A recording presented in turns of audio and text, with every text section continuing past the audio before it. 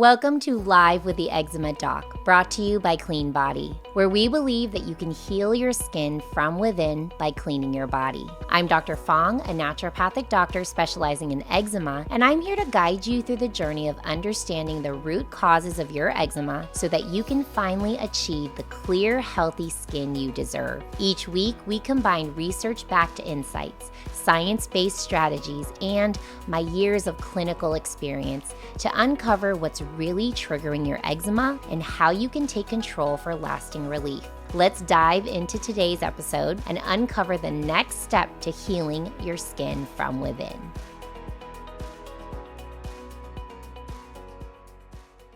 Hello, everyone. Today we are talking about how sugar impacts eczema. How do you reduce flare-ups with smart sugar choices? This is such a big deal. What we are eating, what we are putting in our bodies can have a huge impact on inflammation in our bodies. So today we want to specifically talk about sugar of all kinds, and that means added sugar. It means fruits. It means carbohydrates as well, which turn into sugars in your body. And all of these types of sugar can play a role in your eczema. So we've got to break this down today because this is such an important topic for an eczema person, because I typically see that those who have eczema are eating a bit more sugar than they should be eating, and this can play a huge role. So today we are going to talk about sugar and eczema. We are going to talk about the sugars in your diet. We're going to understand why sugar is important for you, but where it can go wrong when you're eating too much of certain types of sugars. We're going to learn how to test for blood sugar, and then we're going to learn about how you kind of apply this in your daily life. How do you reach out to your doctor and maybe get some of this testing, okay? So what is sugar and why is it so important? Well, it is a vital part of our nutrition. Glucose, which is the breakdown of sugar, is important and vital for our brain function. The brain uses about 20% of your body's total energy, and that mostly comes from glucose or sugar. You need energy for your muscles. So during your physical activity, you do have glucose stored in your muscles as glycogen.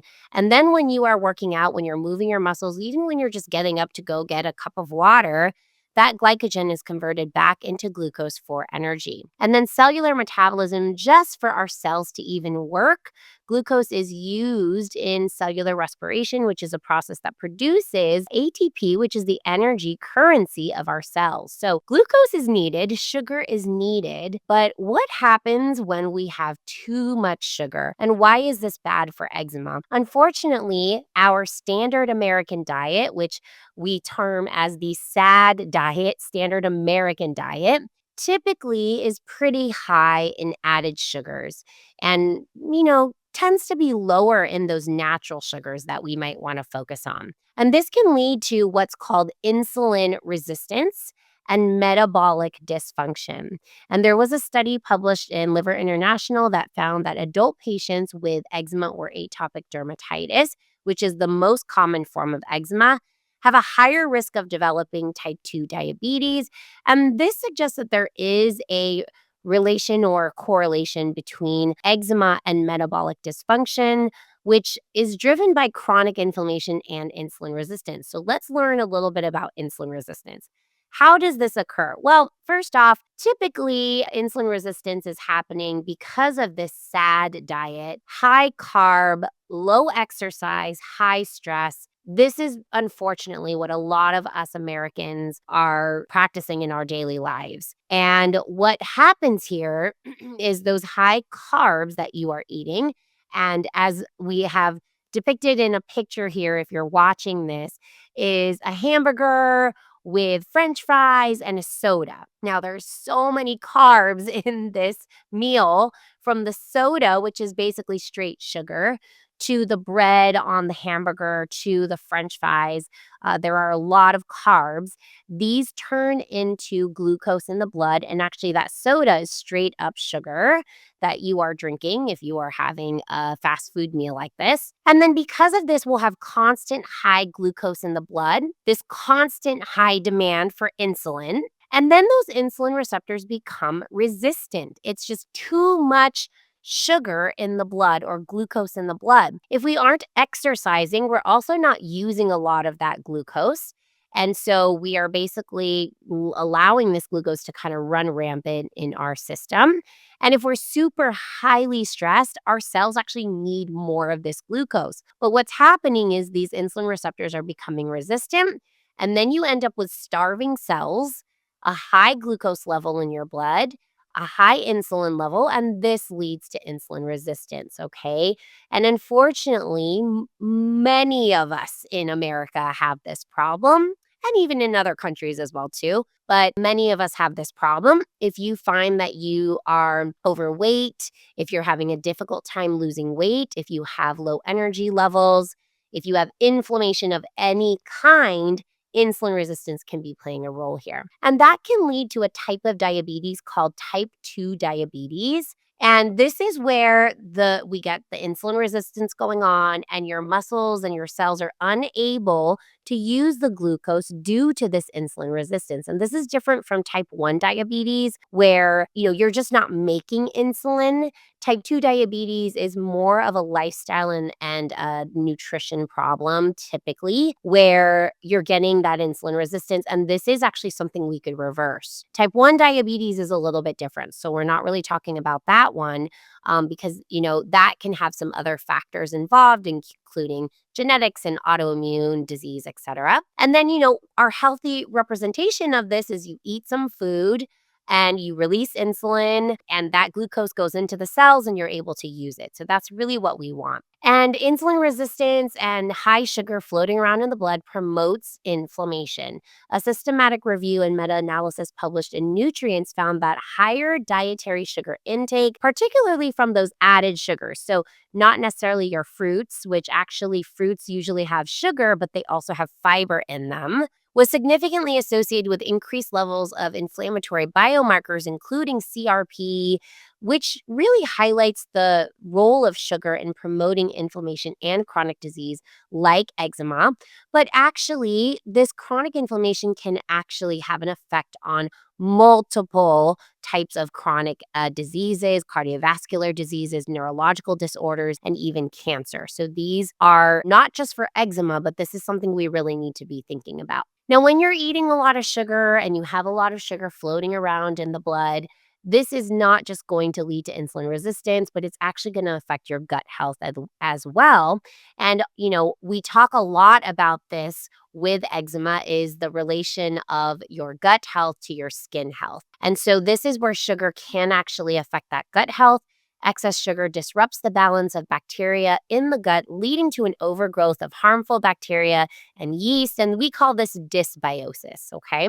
This dysbiosis can lead to something that we also talk about a lot in eczema, which is leaky gut or intestinal permeability. And this allows these inflammatory compounds to enter the bloodstream and to trigger eczema flare ups. Okay, so research published in Frontiers in Microbiology suggests that higher sugar intake alters the gut microbiome. This really reduces that microbial diversity and really can be one of those contributing factors to eczema. So we really need to be choosing the right kind of foods.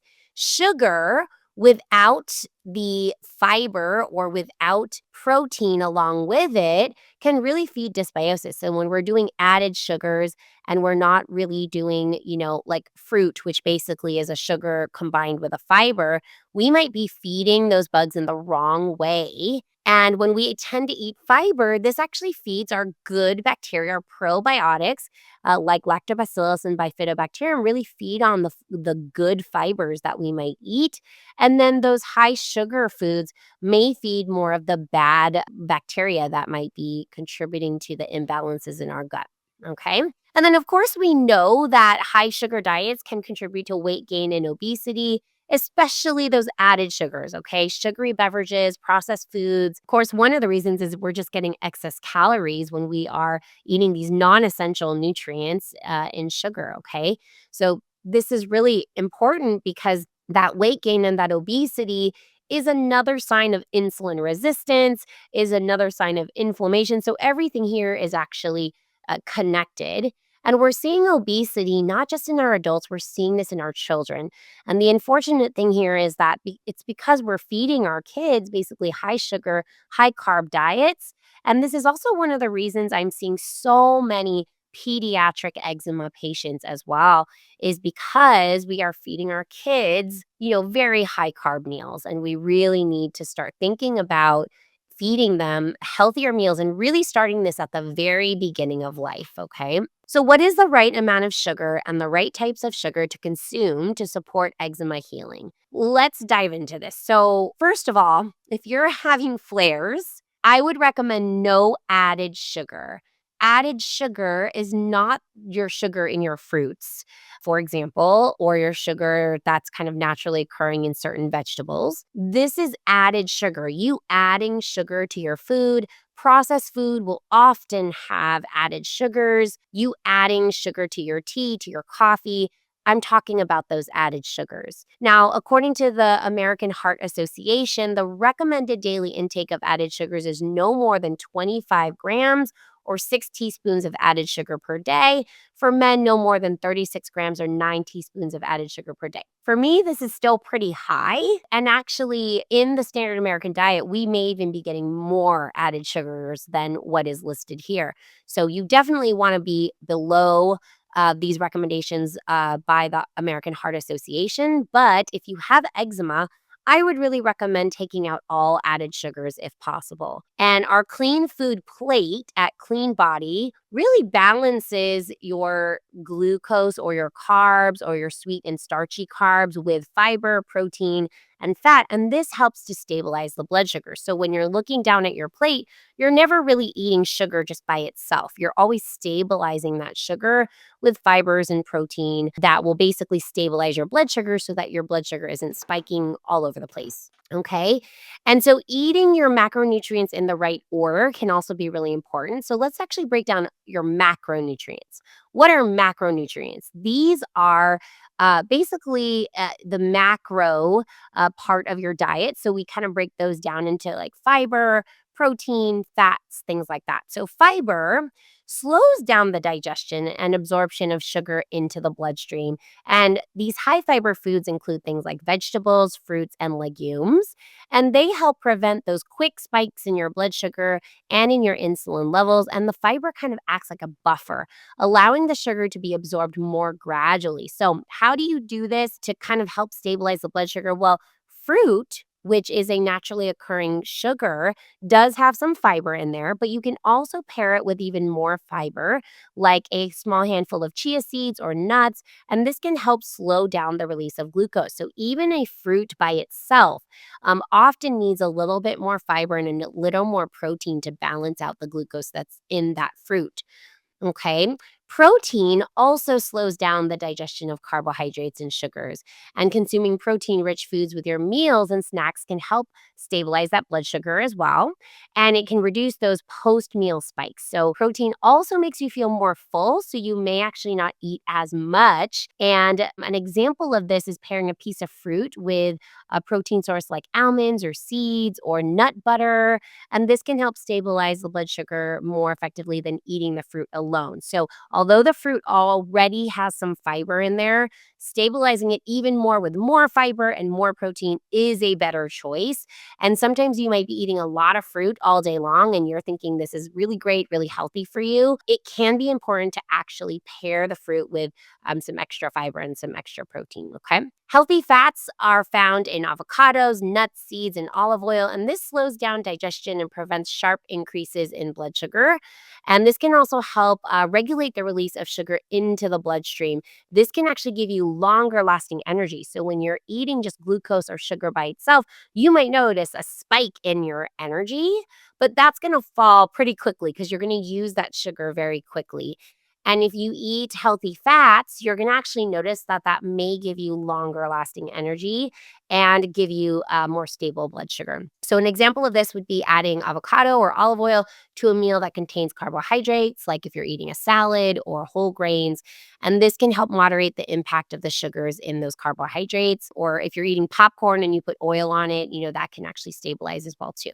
Now, there's a way that you can eat these macronutrients to really help with the stabilization of the blood sugar. There was a study published in Diabetes Care that found that consuming protein and vegetables before carbohydrates led to significantly lower post meal glucose levels compared to eating the carbohydrates first. So, when you look down at your plate, you can start by eating the fiber and the vegetables. This helps slow down the digestive process, helps create a buffer for the sugar absorption, and creates a barrier in the gut, allowing the sugar from the carbohydrates to enter the bloodstream more slowly. Next, you can eat your protein and your healthy fats, and this can further slow down that digestive process. And finally, you're going to finish with your carbohydrates or your sugars.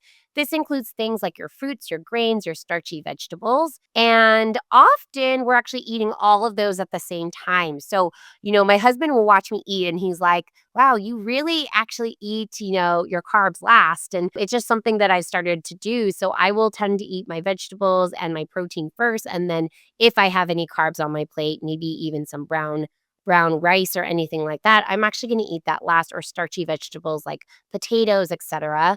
So that's a really great way to eat. Or if you're going to do fruits, you do them after your meal as maybe your post meal dessert. Could be another way that you do that. Okay. So examples of some sugar conscious meals include, for breakfast, you can do 1 cup of unsweetened coconut yogurt with a half cup of blueberries, and then sprinkle some chia seeds. I also like hemp seeds on there. So you're kind of stabilizing, the sugar in there, which is the blueberries actually do have some naturally occurring sugar with fat, which is in the coconut yogurt, and also the chia seeds, which have some protein and fiber. And then hemp seeds, if you add that as well. And chia seeds and hemp seeds also are great in omega 3. So you're getting some omega 3s in there as well. For lunch, you might do some greens, some carrots and avocado to get some good fat in there, a protein source like grilled chicken. And then maybe after that salad, you'll have an apple, which has the higher sugar in there. And then your carrots have a little bit of sugar as well too. And then for snack, you might do a banana with maybe some nut butter with some almonds, So these are all options for creating sugar conscious meals. So it's really about looking down at your plate and making sure you're getting a really balanced meal. Okay. Now, how do you test for blood sugar dysregulation to support eczema healing? Well, you can get some tests from your doctor, just a fasting blood glucose test. This measures your blood sugar when you're fasting for at least 8 hours. And we want to see this between 70 and 99. And if it goes above that, you might be in the prediabetes or diabetes range. The hemoglobin A1C test may be a little bit more accurate in terms of the overall picture, since your fasting glucose is only one snapshot in time. The hemoglobin A1C reflects your average blood sugar levels over the past 2 or 3 months, and it's often used to monitor that long-term glucose control. So if I'm dealing with someone who has prediabetes or diabetes, I'm going to be checking this every 3 months or so that we can see how that has changed. We want to see that below 5.7. And then if you're between 5.7 and 6.4, you're pre-diabetic. 6.5 or higher, you're in the diabetes range. You may be asked to do an oral glucose tolerance test. We actually do this for pregnant women as well, where they actually give you a glucose drink and then they see how you respond to that. So that's another option. Not usually done, though, for general testing. The general tests tend to be the hemoglobin A1C and the glucose. And so sometimes I see that doctors aren't actually even running the hemoglobin A1C. So if you're going to a regular doc, I would make sure that you ask for that. Now, one of my favorites that is more recently accessible to my patients is continuous glucose monitoring. And this is where you're actually going to have a wearable device that tracks your blood sugar in real time. And this is so great because it really does offer you insight into how food, activity, and stress affect glucose.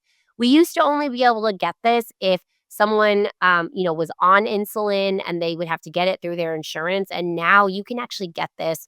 You can just order this yourself. There's a company called Lingo, and there's a couple other companies that do continuous glucose monitoring. And you can even just do this for only 2 weeks or 4 weeks, just so that you can see how your meals spike your blood sugar, how your exercise lowers your blood sugar. And it's a really great tool to just kind of observe, what your blood sugar is doing. So I do often recommend this for people who have inflammation because even if your blood sugar levels are normal on your blood test, we might actually see that you are having spikes in your blood sugar that are causing inflammation.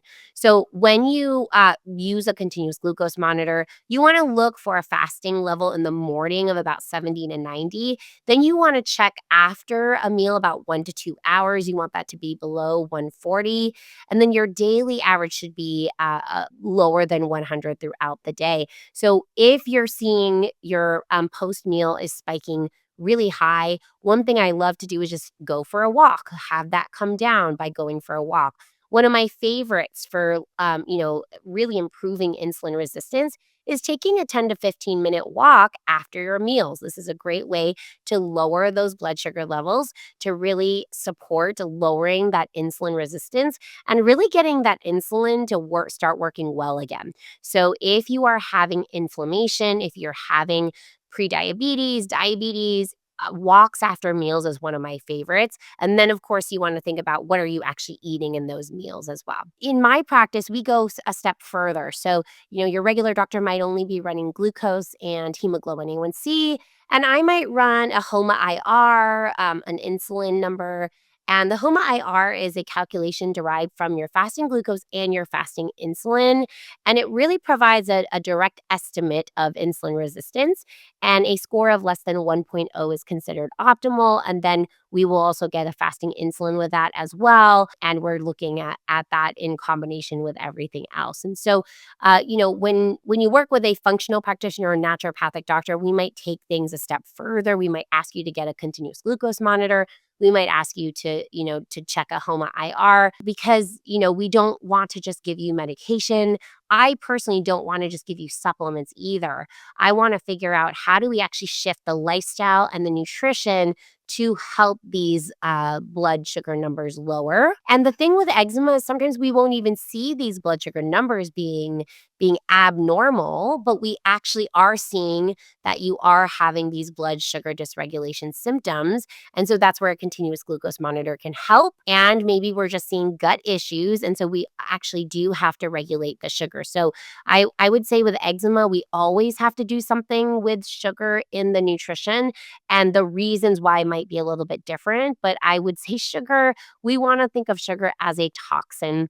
We want to see added sugars as a toxin, as a burden on your system, and something that really could be affecting the eczema. Okay. So if you're having eczema, if your little one's having eczema, I really want you to think about the sugars. I want you to think about balancing the sugars in the diet with protein and fat and fiber. I want you to think about taking walks after meals as just baseline things that you can start doing. And then we might need to think about, okay, does the gut need to be treated because you've been having such a high sugar diet for so long? Do your kidneys need to be treated because you have diabetes and that sugar has been disrupting the kidney function? So we might need to think a little further about it. But I would say that with almost every chronic disease, including eczema, we need to think about sugar. Thank you for joining live with the Eczema Doc. I hope today's episode provided you with valuable insights and tools to support your journey to healing your skin from within. For more information, visit www.cleanbody.health or check the links in the podcast description. You'll find the studies and resources discussed today on my blog. You can also take my free eczema root cause assessment to uncover potential triggers or download my free eczema relief guide for quick, practical tips to calm flare-ups and help with your sleep. If you found this episode helpful, please remember to like, subscribe, and share the podcast to help others on their healing journey. And if you'd like to stay updated with future episodes, please turn on your notifications so you don't miss a thing. Please remember this podcast is for informational purposes only and does not constitute medical advice. Always consult with your healthcare provider or book a consultation with me before making any changes to your healthcare regimen. When you clean your body, you heal your skin from within. Thank you again for listening, and I'll see you next week.